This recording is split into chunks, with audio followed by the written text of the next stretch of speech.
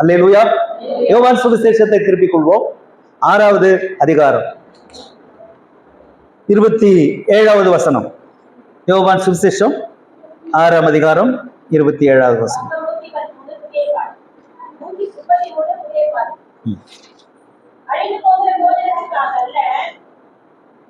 அழிந்து போகிற போஜனத்திற்காக அல்ல, நித்திய ஜீவன் வரைக்கும் நிலை நிற்கிற போஜனத்திற்காகவே கிரியை நடப்பியுங்கள். அதை ஆண்டவராகிய இயேசுவானவர் உங்களுக்கு கொடுப்பார். அவரை பிதாவாகிய தேவன் முத்திகரித்திருக்கிறார். அப்போ தேவன் முத்திகரித்திருக்கிறார் என்ன அர்த்தம்? முத்திகரித்தல் அப்படின்னா என்ன அர்த்தம்? பரலோக ராஜ்யத்தின் முத்திரையை போட்டிருக்கிறார் அர்த்தம். அரசாங்க முத்திரை போடப்படுகிறதை பார்க்கிறோம். எல்லா சர்டிபிகேட்லயும், கவர்மெண்ட் கொடுக்குற எல்லா சர்டிபிகேட்லயும் அரசாங்க முத்திரை குத்தப்படுகிறது. ரிஜிஸ்டர் ஆபீஸ்ல பத்திரம் எழுதுற வைக்கிறாங்கல்ல, அந்த பத்திரத்துல அரசாங்க முத்திரை குத்தப்பட்டிருக்கிறது. அதுபோல ஒவ்வொரு ரூபாய் நோட்டிலையும் அரசாங்க முத்திரை குத்தப்பட்டிருக்கிறது, பொறிக்கப்பட்டிருக்கிறது. ஒவ்வொரு காயின்ஸ்லயும் அரசாங்கத்தினுடைய முத்திரை பொறிக்கப்பட்டிருக்கிறது. அப்படின்னா என்ன அர்த்தம்? அரசாங்கத்தால் அங்கீகரிக்கப்பட்டிருக்கிறது அர்த்தம். அல்லேலூயா. அதுபோல பரலோக ராஜ்யம் ஆண்டவராகிய இயேசு கிறிஸ்துவின் மூலமாக பிதாவானவர் இயேசு கிறிஸ்துவை தான் அதிகாரியாக, ராஜாவாக, தலைவராக, எஜமானனாக, முதலாளியாக, முதல்வனாக அங்கீகரித்து முத்திகரித்து உங்களுக்கு எனக்கும் கொடுத்திருக்கிற வழியும் சத்தியமும் ஜீவனுமானவர் இந்த இயேசு கிறிஸ்து ஒருவரே. அல்லேலூயா. அவராலே அல்லாமல் வேற ஒருவரால ரட்சிப்பு இல்லை. ஆகவேதான் அவருடைய நாமமே அல்லாமல் வேறொரு நாமம் கட்டளையிடப்படவில்லை. இயேசு கிறிஸ்து முத்திரை போடப்பட்டவர். ஆமென். பரலோகத்தால் பிதாவினால் அங்கீகரிக்கப்பட்டவர். அல்லேலூயா. அவருடைய ரத்தம் தான் சகல பாவங்களை நீக்கி நம்மை சுத்திகரிக்குமே தவிர வேறு எந்த ரத்தமும் நம்மை சுத்திகரிக்காது. இந்த இயேசு கிறிஸ்துனால் மாத்திரம்தான் நமக்கு மீட்பு ரட்சிப்பு உண்டு. அவரை இல்லாமல் வேற தெய்வம் இல்லை. அவருடைய நாமமே இல்லாமல் வேறு நாமம் இல்லை. வானோர் பூதலத்தோர் பூமியின் கீழானோர் எல்லாருடைய முழங்கால்களும் முடங்கும்படியாக எல்லா நாமத்திற்கும் மேலான நாமத்தை உடையவர் இந்த இயேசு தெய்வம். அல்லேலூயா. ஆமென். இதை நாம் விசுவாசித்து வாயினாலே அறிக்கை செய்யும் போது நமக்கு ரட்சிப்பு உண்டாகிறது, மீட்பு உண்டாகிறது. அல்லேலூயா. ஆமென்.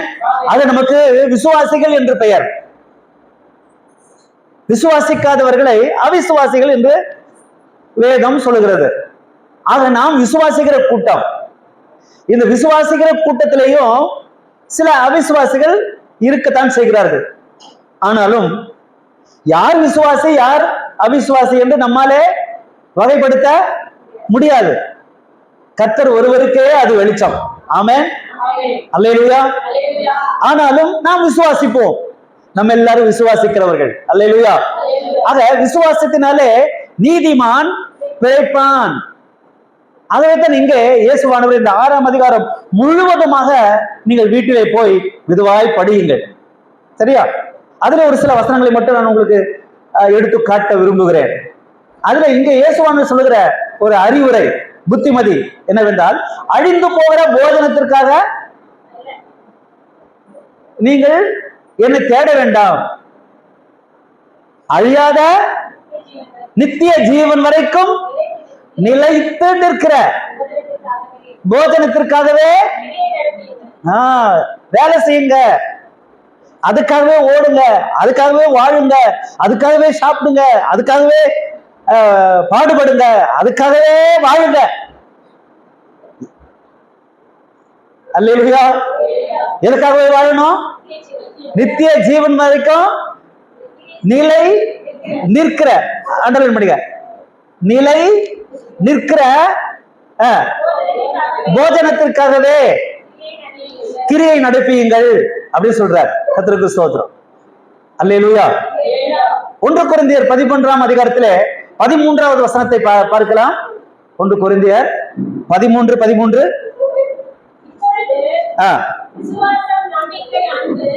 கவனிங்க, விசுவாசம், நம்பிக்கை, அன்பு, இந்த மூன்றும். அப்போ இயேசு இங்கே நமக்கு சொல்லும் போது நித்திய ஜீவன் வரைக்கும் நிலைத்து நிற்கிற போஜனத்திற்காக கிரியை நடத்துவீங்கள் அப்படி சொன்னார். இங்கே நிலைத்து நிற்கிற 3 காரியத்தை சொல்றாரு. என்னென்ன 3 காரியம்? விசுவாசம், நம்பிக்கை, அன்பு. இந்த மூன்றும் சொல்லுங்க, இது மூன்றும். அப்போ நிலைத்திருக்கிறது எது, நிலைத்திருக்க முடியாதது எது அப்படின்னு நமக்கு ஆண்டவர் வந்து வெளிச்சம் போட்டு காட்டி விடுவார். அப்போ நம்ம எதுக்காக கிரியை நடப்பிக்கணும்? நிலைத்து நிற்பதற்காகவா அல்லது அழிந்து போகிறதுக்காகவா? சொல்லுங்க. நிலைத்து நிற்கிற காரியம். அப்ப நிலைத்து நிற்கிற காரியம் இங்க என்ன சொல்லப்பட்டிருக்குது? 3: விசுவாசம், நம்பிக்கை, அன்பு. இது மூன்றும். அன்பு ஒரு காலம் ஒழியாது இல்லையா? இவைகளில் எது பெரியது? அன்பே. அப்போ அன்பு நிலைத்து நிற்கிறது மட்டுமல்ல, அன்பு பெரியது, எல்லாவற்றிலும் பெரியது. ஆக இந்த அன்பை பற்றி நாம் அறிந்து கொள்ள வேண்டியவர்களா இருக்கிறோம். அல்லேலூயா. அந்த அன்பு ரோமர் 5ஆம் அதிகாரத்திலே வாசிக்கலாம். ரோமர் 5ஆம் அதிகாரத்திலே 5வது வசனம் 8வது வசனம் படிக்கலாம்.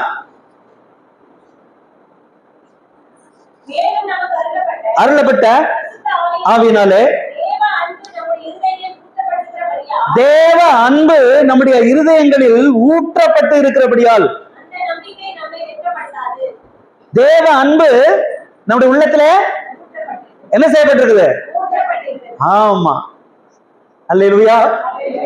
தேவ அன்பை நம்முடைய உள்ளத்திலே ஆண்டவர் ஊற்றி வைத்திருக்கிறபடினால் அந்த அன்பு அந்த நம்பிக்கை நம்மை வெட்கப்படுத்தாது. அப்போ தேவனுடைய அன்பை அறிந்து கொள்வதிலே நாம் வல்லவர்களாக வேண்டும் என்று வேதம் நமக்கு போதிக்கிறது. எபேசு நிருபத்துல அதாவது வசனங்கள்லாம் எடுக்கிறதுக்கு நிறைய வசனங்கள் இருக்கு அன்பை பற்றி. நேரம் இல்லாதனால உங்களுக்கு சொல்லிவிட்டு போகிறேன். அன்பு நம்முடைய உள்ளத்திலே ஊற்றப்படு. எப்படி ஊற்றப்படுகிறது? 8வது வசனத்திலே நாம் யாரு இருக்கையில் கிறிஸ்து நமக்காக மரித்ததினால தேவன் என்மேல் வைத்த தமது அன்பை விளங்க பண்ணுவது அவருடைய வேலை, விளங்கிக் கொள்வது நம்முடைய வேலை. அவர் சிலுவையிலே நமக்காக, நாம் மரிக்க வேண்டிய இடத்துல நம்முடைய பாவங்களுக்காக அவர் நமக்காக மரித்தார். நாம் பாவிகளா இருக்கையிலே அவர் நமக்காக மரித்ததினால தேவன் பாவியாக என்மேல் வைத்த அன்பை விளங்க பண்ணினார். அல்லேலூயா, அல்லேலூயா, அல்லேலூயா.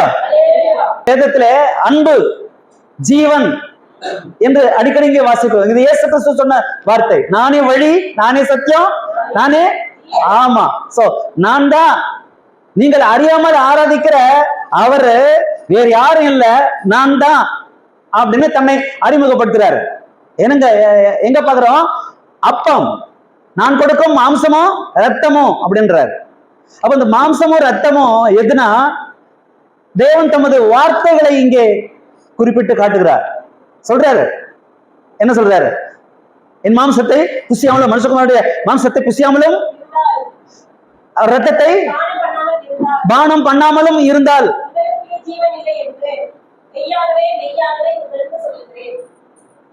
உங்களுக்குள்ளே இல்ல, உயிர் இல்ல. அப்ப உயிர் இல்லாததை என்னன்னு சொல்லுவாங்க? பிணம் என்று தானே சொல்வார்கள். உங்களுக்குள்ள எனக்குள்ளும் எப்பவுமே இயேசு என்ற உயிர், இயேசு என்ற சத்தம் சொல்லுங்க, இயேசு என்ற உயிர் நமக்குள்ளே துடித்துக் கொண்டே இருக்க வேணும், நமக்குள்ளே உலாவி கொண்டே இருக்க வேணும், அசைவாடி கொண்டே இருக்க வேணும். அல்லேலூயா. விசுவாசிக்கிறீர்களா? ஆமென். அது என்ன? வாசிக்க, கீழே வாசி. புசித்து எவ்வளவு பெரிய ஆசீர்வாதம் பாருங்க நமக்கு. நம்ம எல்லாம் கொடுத்து வச்சவங்க. அல்லேலூயா. இங்க ஆண்டவர் என்ன சொல்றாரு? இலவசமா கொடுத்திருக்காரு. இது காசு கொடுத்து வாங்க வேண்டியதில்ல, விசுவாசத்தால் போதும், அது நமக்கு கிடைக்கும். அல்லேலூயா. அது என்னது? என் மாம்சத்தை புசித்து என் ரத்தத்தை பானம் பண்ணுகிறவனுக்கு நித்திய நித்திய சத்தமா சொல்லுங்க, நித்திய. ஆமா. இந்த இந்த அழிந்து போகிற போதனத்தை ஆண்டவர் நமக்கு கொடுக்கவில்லை. அழியாதது நித்திய ஜீவன், அழிவில்லாத ஜீவனை நமக்கு இலவசமாய் சிலுவையில நமக்கு சம்பாதிச்சு கொடுத்திருக்காரு. அல்லேலூயா. அப்படின்னா அது எது அப்படின்னு சொல்லி கேட்டீங்கன்னா வாசிங்க, 68வது வசனம் பாருங்க. 63 அப்படி படிங்களேன். ஆவி உயிர்ப்பிக்கிறது, மாம்சமானது ஒன்றுக்கும் உதவாது வசனங்கள், இதான் ஜீவன், நித்திய ஜீவன், உயிர். அப்போ உயிர் எதுல இருக்குது சொல்லுங்க, சத்தமா சொல்லுங்க, எல்லாரும் சொல்லுங்க. உயிர் எதுல இருக்குது? ஆமா, ஆவியாயும் உயிராகவும் ஆவியாகவும் ஜீவனாகவும் இருக்கிறது. எது? கர்த்தருடைய வசனம். இது சொல்லிட்டு வாசிங்க. ஆகிலும் கண்டுபிடிச்சிட்டாரு, உங்களில் விசுவாசிக்காதவர்கள் சிலர் இருக்கிறாங்க. இன்னும் ரெண்டும் என்றாலும் அறிந்தபடியால் பெறாவிட்டால் இப்ப நீங்களும் நானா ஆண்டவர்கிட்ட வந்துக்கிறோமா இல்லையா? சொல்லுங்க. அப்ப பிதாவினுடைய அருள் உங்களுக்குள்ள எனக்குள்ள இருக்கிறா இல்லையா? ஆமென். கரங்களை தட்டி கர்த்தரை மகிமைப்படுத்தலாமா? அல்லேலூயா. பிதாவின் அருள். ஆமென். சோ பிதாவின் ஆசீர்வாதம், பிதாவுடைய அழைப்பு, பிதாவுடைய அபிஷேகம், பிதாவுடைய நல்ல உன்னத அழைப்பு நமக்கு இருக்குது. அதனால சொல்றாரு என்ன? பிதாவினுடைய அருள் பெறாவிட்டால் இவ்வளவு ஜனம் இருக்காங்களே, எல்லாரும் வரலாம்ல, இவ்வளவு இடம் இருக்குது. பிதாவின் அருள் அவரிடத்திலே இல்லாததுனாலே வரல. ஆனா உங்களுக்கு எனக்கும் அது இலவசமாய் கொடுத்ததுனாலே நாம் அது விசுவாசிக்கனால வந்திருக்கிறோம், ஓடி வந்திருக்கிறோம், தேடி வந்திருக்கிறோம், அவ சத்தம் கேட்டு வந்திருக்கிறோம். ஆமென். வாசிங்க. அது முதல் என்றார். அது முதல் சீஷரில் சிலரா அநேகரா? சொல்லுங்க. அப்ப நம்ம அநேகரில் ஒருவர் அல்ல, சிலரில் ஒருவர். அப்ப நம்முடைய அழைப்பை பாருங்க, இங்க அநேகர் இல்லை, நாம் சிலராகத்தான் இருக்கிறோம். அல்லேலூயா. நாம் அநேகரில் ஒருவராக வாழ முடியும், ஆனா நம்மளால வாழ முடியாது. ஏன்? நாம் அநேகரில் ஒருவர் அல்ல, நாம் சிலரில் ஒருவர். அல்லேலூயா. ஆகவே தான் நாம் ஒரு சிலராய் வந்திருக்கிறோம். நீங்கள் அழைக்கப்பட்டவர்கள், நீங்கள் விசேஷமானவர்கள், பிதாவின் அருளை பெற்றவர்கள். அல்லேலூயா. சோ அநேக சீஷர்கள் என்ன செய்தார்கள்? இவருடைய உபதேசத்தை கேட்டு இயேசுவோடு நடுவாமல் பின்மாற்றமாய் போனார்கள். அன்பார்ந்த, இந்த கடைசி காலத்திலே ஒரு கூட்டம் இயேசுவின் உபதேசத்தை கடைபிடிப்பதற்கு ரொம்ப கஷ்டம் அப்படின்னு நினைக்கிறாங்க. இல்ல, மிகவும் சுலபம். அல்லேலூயா. அல்லேலூயா. நிறைய மக்கள் அநேகர் பின்வாங்கி போனார்கள். இயேசுவை பின்பற்றி வராமல் பின்வாங்கி போனார்கள். வாசிங்க. நோக்கி எங்க அநேகர் போயிட்டாங்க, நிறைய பேரு ஆண்டவர் விட்டு போயிட்டாங்க, அவரை ஃபாலோ பண்ணல. நீங்களும் நானும் இயேசுவை ஃபாலோ பண்ணி வந்திருக்கிறோம். 12 பேர் மட்டும் நிக்கிறாங்க. இயேசுக்கு மொத்தம் எத்தனை சீசர்கள்? 70 சீசர்கள் இருந்தார்கள். இயேசுக்கு எத்தனை பேர் இருந்தாங்க? இயேசுநாதருடைய சர்ச்சில் எத்தனை பேர் இருந்தாங்க விசுவாசிகள்? 70 பேர். ஆனா உபதேசங்கள்லாம், இயேசுநாதருடைய டீச்சிங்ஸ் எல்லாம் கொஞ்சம் ரொம்ப கஷ்டமா இருந்ததுனால, புரியாமல் இருந்ததுனால அநேகர் என்ன செஞ்சாங்க? இயேசுவின் பின்ன நடக்காமல் பின்வாங்கி போனார்கள். அந்த 12 பேர் மட்டும் தான் நின்னாங்க. அப்ப இயேசுநாதர் சர்ச்சில் எத்தனை பேர் இருந்தாங்க? இப்ப எத்தனை பேர் இருக்காங்க? இதுதான் ஊழியம். இயேசுநாதருடைய மினிஸ்ட்ரிக்கே அந்த நிலைமை. நம்ம மனுஷருங்க, நம்ம மினிஸ்ட்ரியும் அப்படிதான் இருக்குது. ஏற்றத்தாழ்வுகள் இருக்குதான். சரி, நிறைய பேர் வர்றதுனால இல்ல, ஆண்டவருக்கு 12 பேர் போதும். அல்லேலூயா, ஆமென். அந்த 12 பேரை உலகத்தின் பல நாடுகளுக்கு தேவன் அனுப்பி உலகத்தை கலக்கினார்கள் சீசர்கள். அல்லேலூயா, அல்லேலூயா. அந்த கொஞ்சம் பேரை வைத்துதான் ஆண்டவர் தேவன் தேசத்தை கலக்கினார், தேசத்தை சந்தித்தார். அன்பான தேவ பிள்ளைகளே, நீங்கள் ஒவ்வொருவரும் எரிந்து பிரகாசிக்கிற விளக்குகளா இருக்க வேணும். அல்லேலூயா, ஆமென். உங்களுக்குள்ள எரிந்து பிரகாசிக்கிற அந்த தீபம் பற்றி எரிய வேண்டும், அணையக்கூடாது, அணைய விடக்கூடாது. அல்லேலூயா, ஆமென். நீங்களும் நானும் ஆண்டவருக்கு எரிந்து பிரகாசிக்கிற விளக்குகளா இருக்குவான். இருப்பீங்களா? ஆமென். சோ இந்த 12 சீசர்களை பார்த்து என்ன கேட்டாரு? அல்லேலூயா, அல்லேலூயா. அந்த வார்த்தையில ஒரு ஏக்கம் தெரியுதா? இயேசுநாதர் தம் சீசர்களை பார்த்து, எல்லாரும் போயிட்டாங்க, நீங்களும் போய்விட மனசா இருக்கீங்களா? அப்படின்னு அந்த கேட்கிற அந்த கேள்வி இருக்குது.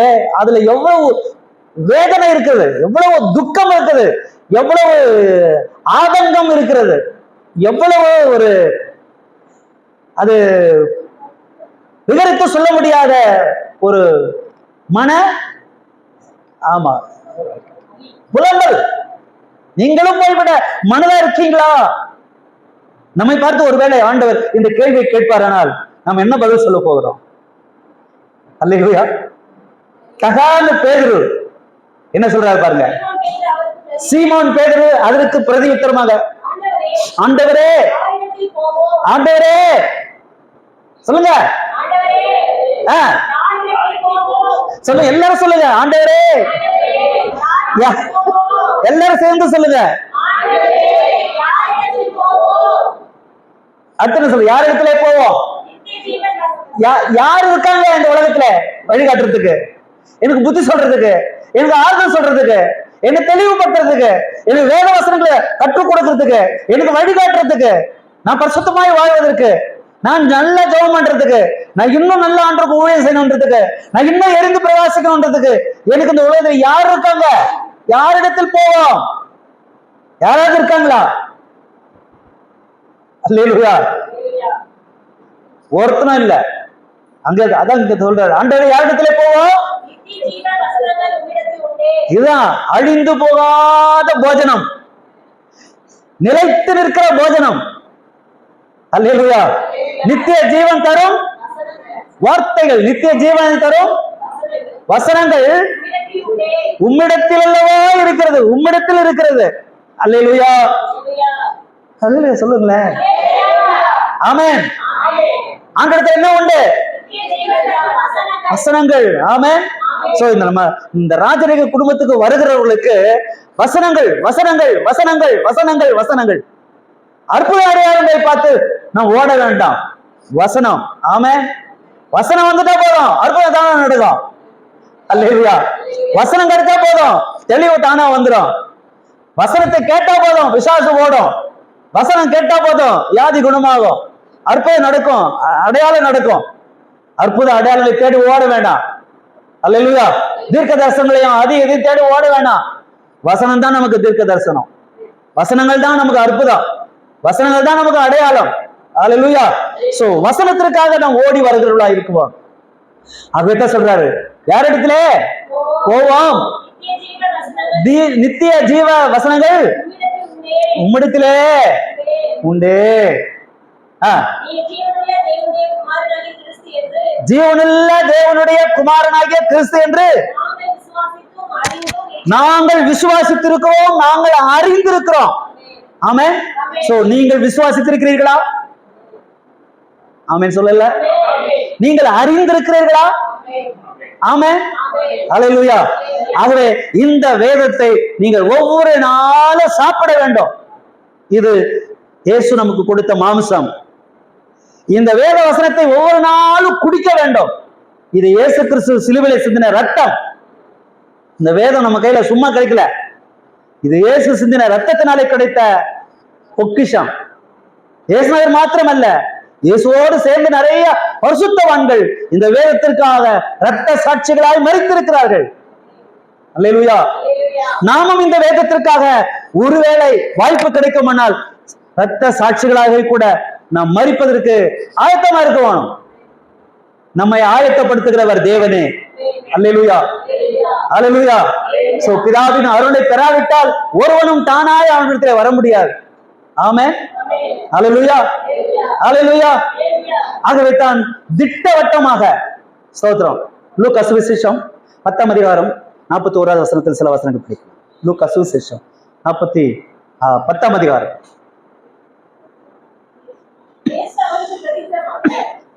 40 மார்த்தாலோ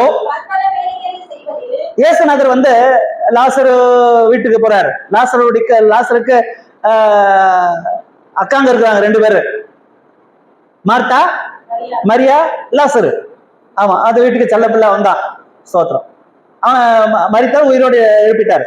சரி, இப்போ இயேசுநாதர் மார்த்தா மரியா வீட்டுக்கு போறாரு. அங்க போய் ஆமா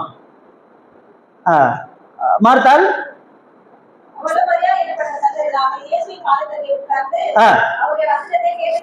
அப்ப மார்த்தா என்ன செஞ்சா? சமையல் ரூம்ல போயிட்டு நிறைய வேலைங்களா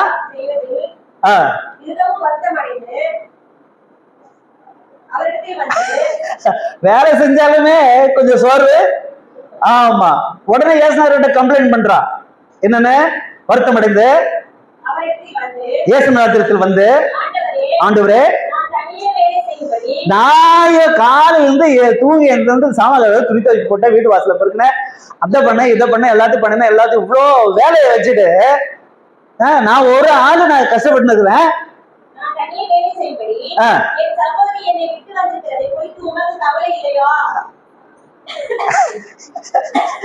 உமக்கே கவலை? இயேசுநாதர்கிட்ட வந்து கம்ப்ளைண்ட் பண்றா. என்ன கம்ப்ளைண்ட் பண்றா? நான் ஒரு ஆள் இவ்வளோ கஷ்டப்படுறேன், வேலை செய்யறேன், பண்றேன். இவர் தங்கச்சி என்ன பண்ணிட்டா? தனியா விட்டுட்டு வந்துட்டு என்ன பண்ணுகிறா? உட்காந்துகிறா. அல்லேலூயா. அப்போ மார்த்தாளுடைய கண்ணுக்கு மரியாதை எப்படி தோன்றுறா? ஒரு சோம்பேறியாக தோன்றுறார். ஒரு வேலையும் செய்யாத சோம்பலாக இருக்கிறதாக மார்த்தாள் கண்ணுக்கு தெரியுது. ஆனா இயேசுநாதர் என்ன சொல்லிட்டாரு? மார்த்தாளுக்கு பிரியத்தமாக 2 முறை கூப்பிடுறாரு. ஓ மார்த்தாளே, ஆமா, மிஸ் அண்டர்ஸ்டாண்டிங் பண்ணிக்காத மார்த்தாளே. மார்த்தாளே, நீ நிறைய ரொம்ப எப்ப பார்த்தாலும் வேலை வேலை வேலை வேலை வேலை, அங்க ஓடணும் இங்க ஓடணும், அதை பண்ணணும் இதை பண்ணணும், நிறைய பிஸியில நீ என்ன செய்ற? ரொம்ப டென்ஷனா இருக்கிற. அதனால நீ பாக்குறதெல்லாம் உனக்கு குறையாதான் தோணுது.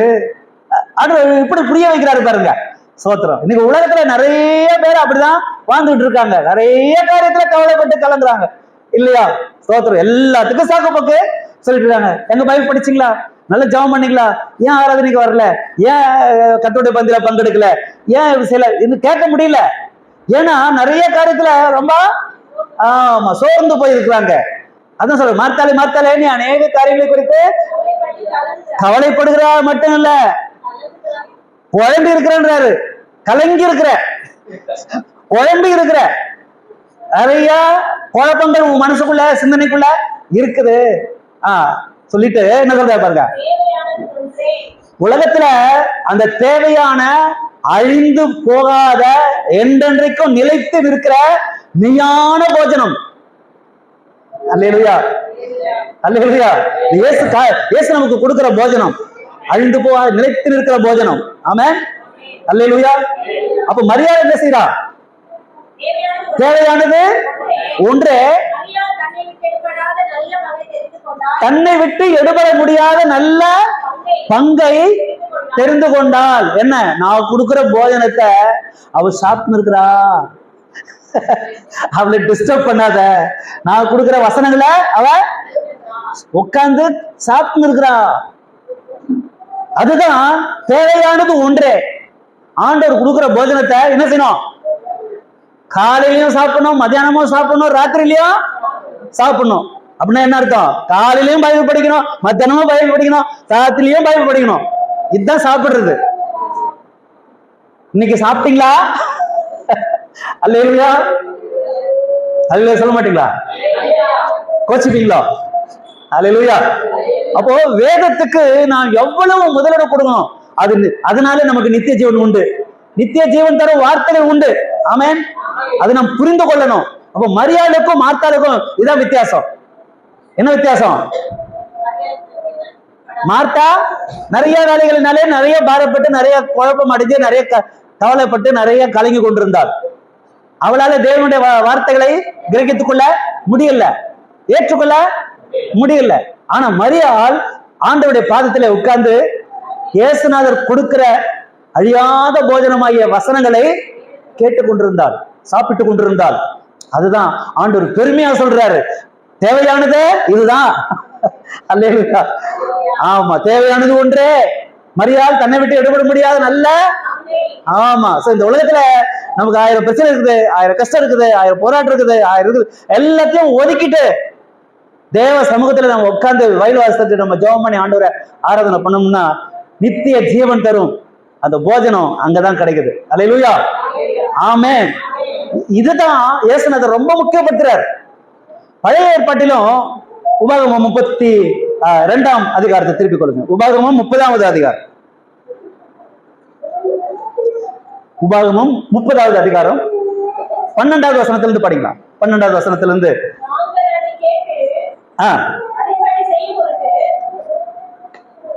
வசனங்களை கேட்டு அதன்படி செய்யும்படிக்கு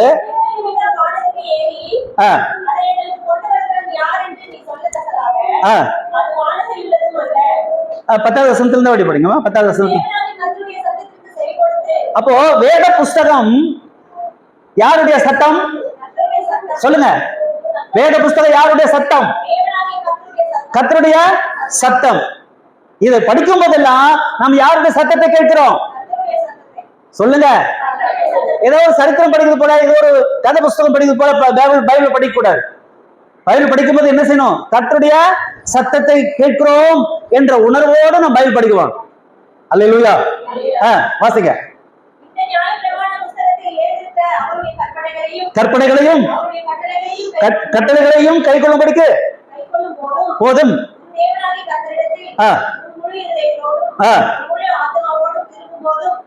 திரும்பும் போதும் போல உனக்கு நன்மை உண்டாகும்படி சந்தோஷமாக இருப்பார். எப்போ? வசனத்தை கேட்டு அதன்படி செய்யும் போது. வாசிங்க. கட்டளைகளையும் இது மறைபொருளும் அல்ல, தூரமானதும் உனக்கு மறைச்சு வைக்கல, உனக்கு தூரமாவும் இல்ல. வேதம் வசனம் வார்த்தைகள் நமக்கு மறைவானது அல்ல, தூரமானதும் அல்ல. இது நல்லா புரிஞ்சுக்கணும். அறிவுக்கு எட்டாததும் அல்ல, இது எட்டக்கூடியதுதான், இது படிக்கக்கூடியதுதான், அறிந்து கொள்ளக்கூடியதுதான். ஆனா நம்ம என்ன செய்யணும்? அதுக்கு டைம் ஸ்பெண்ட் பண்ணணும், நேரத்தை ஒதுக்க வேணும், நேரத்தை கொடுக்க வேணும். அல்லேலூயா. அதுக்கு நம்ம நேரம் கொடுத்தா அது நமக்கு நேரம் கொடுக்கும். நாமத்துக்கு ஸ்தோத்திரம். அது நம்ம சுமந்தா அது நம்மள சுமக்கும். அல்லேலூயா.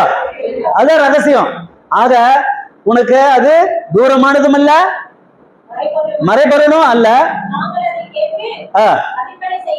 செய்யும் பொருட்டு அது மேல 7 வானம் தாண்டி 7 கடல் தாண்டி 7 மலை தாண்டி போனோம். அதை எத்தனை வர்றதுக்குன்னு இல்ல அப்படின்றாரு. சொல்லத்தக்கதாக அது வானத்தில் இருக்கிறதும் அல்ல, கேட்டு அதன்படி செய்யும் பொருட்டு எங்கள் நிமித்தம் கடல் கடந்து சொல்லத்தக்கதாக அது சமுத்திரத்தை தாண்டி இருக்கிறதோ அல்லேலூயா. அல்ல செய்யும் பொருட்டு அது உனக்கு மிகவும் மிகவும் மிகவும் சமீபமா, ரொம்ப உனக்கு பக்கத்துல தான் இருக்குதுன்றாரு. அது எங்கதான் இருக்குது? உன் வாயிலும். அதனாலதான் சொல்றேன், மனப்பாடம் பண்ணி வச்சுக்கோங்க. அல்லேலூயா. நான் ஏன் மனப்பாடம் பண்ண சொல்றேன் அப்படின்னா, கர்த்தருடைய வார்த்தைகள், கர்த்தருடைய கட்டளைகள், கர்த்தருடைய கற்பனைகள் எல்லாம் எங்க வச்சுக்கணும்? இருதயத்துல வச்சுக்கணும், வாயிலையும் வச்சுக்கணும். அப்போ இருதயத்திலே வச்சுக்கணும், வாயில வச்சுக்கணும் அப்படின்னா என்ன அர்த்தம்? என்ன அர்த்தம்? மனப்பாடம் பண்ணி வச்சுக்கோ அப்படின்னு அர்த்தம். அல்லேலூயா. அப்ப மனப்பாடம், டெய்லி வசனங்கள் மனப்பாடம். ஒரு 5 வசனம், ஒரு 2 வசனம், ஒரு 4 வசனம், ஒரு 5 வசனம், இல்ல ஒரு நாளைக்கு உங்களால எத்தனை வசனத்தை படிச்சு படிச்சு படிச்சு படிச்சு மனசுல வச்சு நீங்க பூஜை பண்றீங்களோ, நீங்க ஆராதனை பண்றீங்களோ, நீங்க அதை கேட்டு நடக்கிறீங்களா, அவ்வளவு கூட உங்களுக்கு ஆசீர்வாதம். ஆமென். அல்லேலூயா சொல்லுவீங்களா? அல்லேலூயா. இதுதான் ராஜரீக குடும்பம். ராஜரீக குடும்பத்துக்கு விசேஷம் என்ன அப்படின்னு கேட்டீங்கன்னா, அந்த சபைக்கு போற எல்லா விசுவாசிகளுடைய இருதயத்திலும் வாயிலும் வசனம் இருக்கும். அல்லேலூயா. ஆமென். வசனம் இருந்தா போதும், வசனம் ஓடி போயிடும். அல்லேலூயா. அப்ப விசனம் இல்லாத விசுவாசிகள் வசனத்தோடு இருக்கிற விசுவாசிகள். ஆமென். அல்லேலூயா. சோ உங்களுக்கு வசனம் வேணுமா, வசனம் வேணுமா? வசனம் தான் வேணும். ஆமென். அப்போ விசனம் உங்களை விட்டு ஓடிப்போ. அல்லேலூயா. வாசிங்க. ஜீவனையும் நன்மையையும். ஒரு பக்கம் என்ன இருக்குது? ஜீவனம் இருக்குது, நன்மையும் இருக்கு. அது தராசுல ஆண்டு வச்சுட்டாரு. இன்னொரு பக்கத்துல மரணத்தையும் தீமையையும் முன்னால வச்சுட்டேன். அல்லேலூயா. அல்லேலூயா. ஆண்டு நமக்கு முன்னால என்ன வச்சிருக்காரு? நன்மையா வச்சிருக்காரு. ஜீவன், நித்திய ஜீவன். ஆமா, நன்மையை வச்சிருக்காரு, நித்திய ஜீவனை வச்சிருக்காரு, மரணத்தை வச்சிருக்காரு, தீமையையும் வச்சிருக்காரு. வச்சுட்ட நீ பிழைக்கணும், நீ பெருகணும்.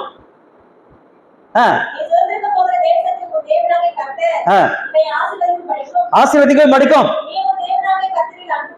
அன்பு குறவும், நடக்கவும், கை கொள்ளவும். தப்பிக்கிறேன். நீ ஏன் பேச்ச கேளாதபடிக்கு. என்னங்க? மனம் பேதலித்து. புரியுதா உங்களுக்கு?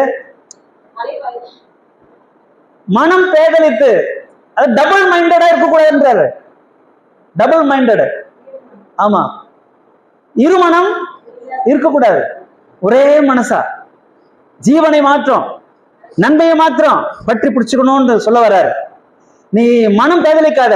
கஷ்டம் வரும், ஆடு வரும், சோதனை வரும், பலவீனம் வரும், போராட்டம் வரும். நிலைத்து நில்லு. சோத்திரம். ஸ்டபன் ஆயிரு, ஸ்ட்ராங் ஆயிரு. விசுவாசத்துல, நம்பிக்கையில, அன்பில. அதான் நிலைத்திருக்க கூடியது இல்லையா? 3 நிலைத்திருக்கிறது. என்னது? விசுவாசம், நம்பிக்கை, அன்பு. 3 நிலைத்திருக்கிறது. இதுல அன்பு. ஆமா, தேவனை முழு இருதயத்தோட அன்பு கூர்ந்து, முழு பலத்தோட அன்பு கூர்ந்து, முழு சிந்தையோட அன்பு கூர்ந்து நீ உறுதியா நில்லுன்றார். ஆனா இடையில சோதனையை பார்த்து மனம் தளராத, சொந்து போகாத. மனம் பேதலித்து இழுப்புண்டு போய் வேற மார்க்கத்தை, வேற வழியில போய் பணிந்து செய்வாயானால் தேசத்தில். அது நீங்க வீட்டுல போய் வாசித்துங்க. அதுக்கு மேல நான் சொல்ல விரும்பல. அல்லேலூயா. ஆமென். நம்ம எதை தெரிஞ்சுக்கணும்? தேவையானது சொல்லுங்க. தேவையானது ஒன்றே. ஆமென். நல்ல பங்கு, இயேசுவோடு வாழ்கிற நல்ல பங்கு, இயேசுவோடு உறவாடுகிற நல்ல பங்கு, இயேசு நமக்கு ஆயத்தப்படுத்தி கொடுத்த ஆமா போஜனத்தை, மெய்யான போஜனத்தை நாம் சாப்பிடுவது, வேதத்தை வாசிப்பது, ஜெபம் பண்ணுவது, கர்த்தருடைய காரியங்கள் எல்லாம் நாம் பங்கெடுத்துக் கொள்வது, கர்த்தருக்காக ஓடுவது, கர்த்தருக்காக கொடுப்பது, கர்த்தருக்காக உழைப்பது. ஆமென். பரலோகத்திலே உங்களுக்கு பொக்கிஷம் உண்டு, அங்கே சேர்த்து வைங்க. பூமியிலே அல்ல, அது கண்ணமிட்டு திருடுவான், பூச்சி அரிச்சு போயிடும். பரலோகத்திலே சேர்த்து வைக்கப்படுகிறதோ எந்த திருடுனாலும் திருட முடியாது. அல்லேலூயா. ஆமென். நிலைத்து நிற்கிற போஜனம், அதற்காக இந்த உலகத்திலே கிரியை செய்வோம் ஆண்டவருக்காக. ஆமென். அல்லேலூயா.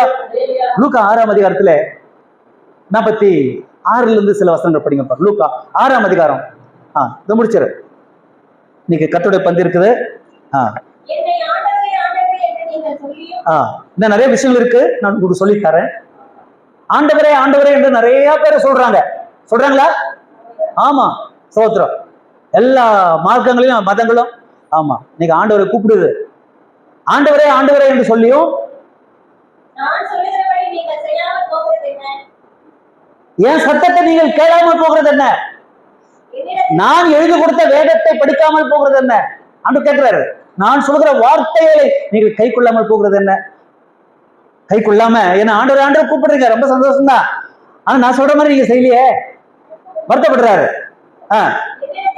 வந்து என் வார்த்தையை கேட்டு என்னங்க 3 அப்படி டான் சொல்றாரு பாருங்க.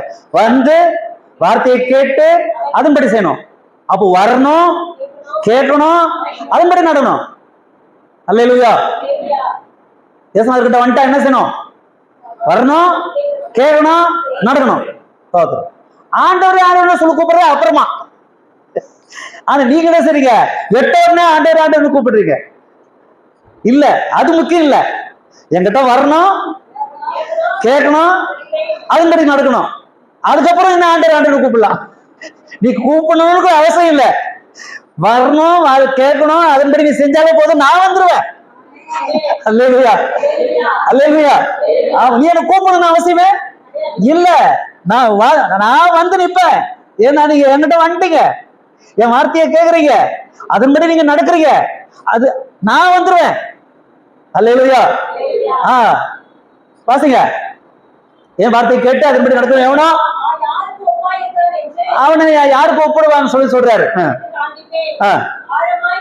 ஆழமா தோன்றான், கற்பாறையின் மேலே அஸ்திபாரம் போட்டு. ஆமா, நம்மளாம் யாருங்க? சொல்லுங்க, நம்மளாம் யாருங்க?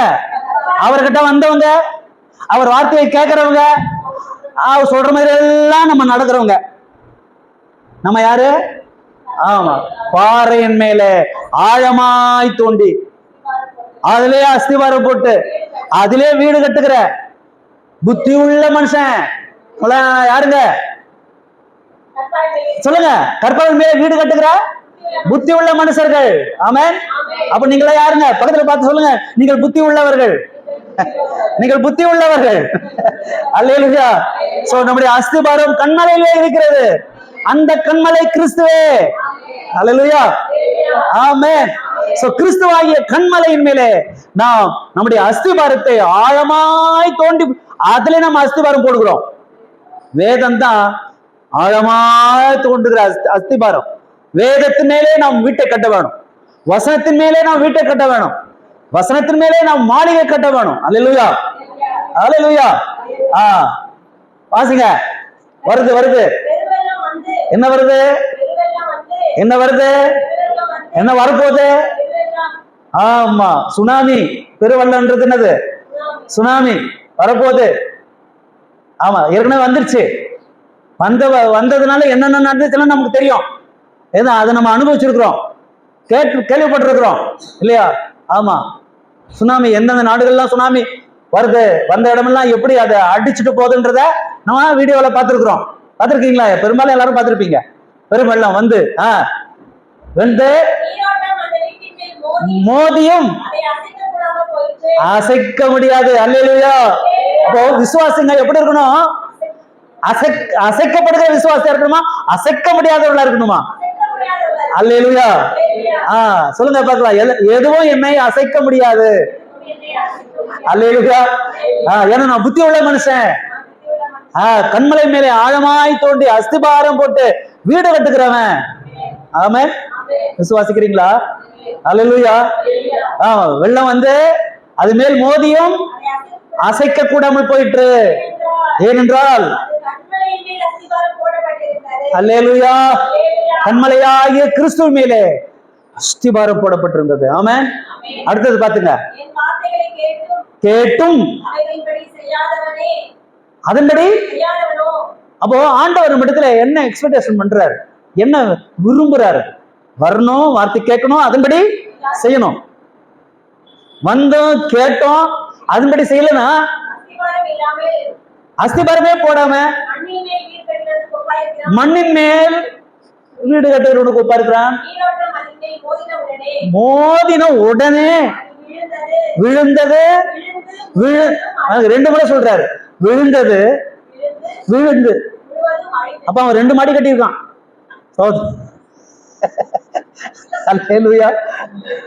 அஸ்திபாரமும் போடல, மண்ணு மேல வீடு கட்டியிருக்கான்.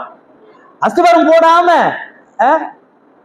மேலோட்டமா அப்படியே மேல் பூச்சா அப்படியே வர்றது கேட்கறது, வர்றது கேட்கறது. ஆனா அதுபடி செய்யறது இல்ல. தோத்திரம். நீங்க நிறைய கிறிஸ்தவர்கள் அப்படிதான் வாழ்ந்துட்டு இருக்கிறாங்க. அஸ்திபாரமே கிறிஸ்தவனா என்னன்னே தெரியல, வேதம்னா என்னன்னு தெரியல, ரட்சிப்பட என்னன்னு தெரியல, பாவ மன்னிப்புனா என்னன்னு தெரியல, கத்தோட பந்தினா என்னன்னு தெரியல. தோத்திரம். சபை கூடலாம் என்னன்னு தெரியல, ஜபம்னா என்னன்னு தெரியல. ஆனா வர்றது கேட்கறது, தோத்திரம் போறது. ஸ்தோத்திரம். ஆனா நம்ம அப்படி இருக்க கூடாது. அல்லேலூயா, ஆமென்.